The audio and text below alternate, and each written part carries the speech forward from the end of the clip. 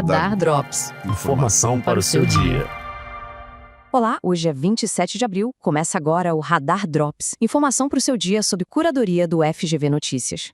Para começar, vamos falar da ascensão da China na corrida global pela inteligência artificial. Sabe aquela ideia de que só as gigantes americanas de tecnologia dominam esse setor? Pois é, parece que o cenário está mudando, e rápido. Olha só que interessante. Segundo o AI Index 2026 da Universidade de Stanford, a diferença de performance entre os modelos de IA dos Estados Unidos e da China despencou. Para se ter uma ideia, em maio de 2023, a vantagem americana era de 31%.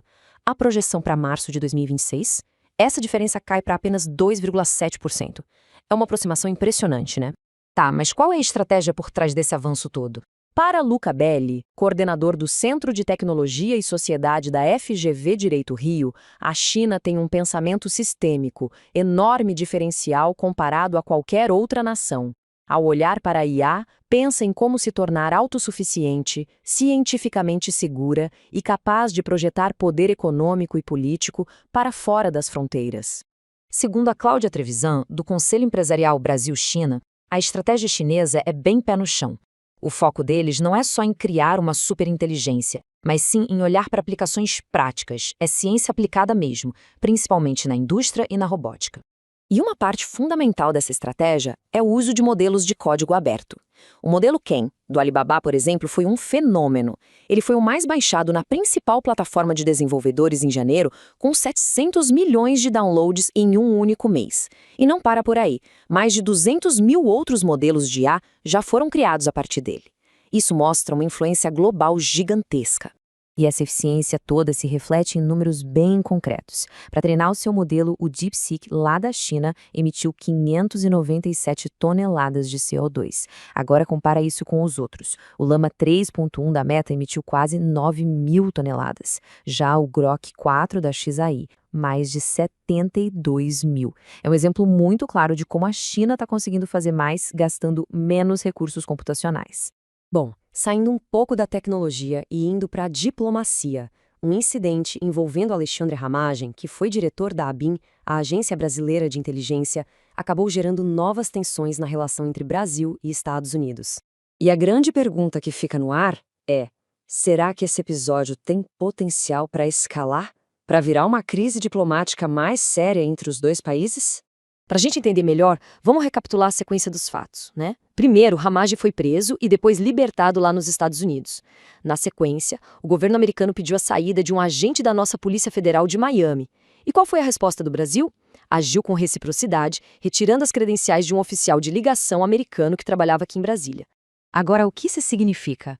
Segundo a análise do Cláudio Couto, cientista político da Fundação Getúlio Vargas, para o jornal Le Monde, o episódio mostra que existe uma desconfiança que não vai embora. Na visão dele, principalmente depois que começou a guerra no Oriente Médio, o Brasil acabou perdendo espaço na lista de prioridades da política externa americana. E essa história não para por aí, viu? Além da tensão diplomática, a reportagem do Le Monde também aponta para possíveis repercussões aqui dentro do Brasil. O caso pode acabar sendo explorado politicamente por aliados do ex-presidente, virando mais um foco de atrito no nosso cenário nacional. E para fechar o nosso boletim de hoje, uma boa notícia da economia brasileira.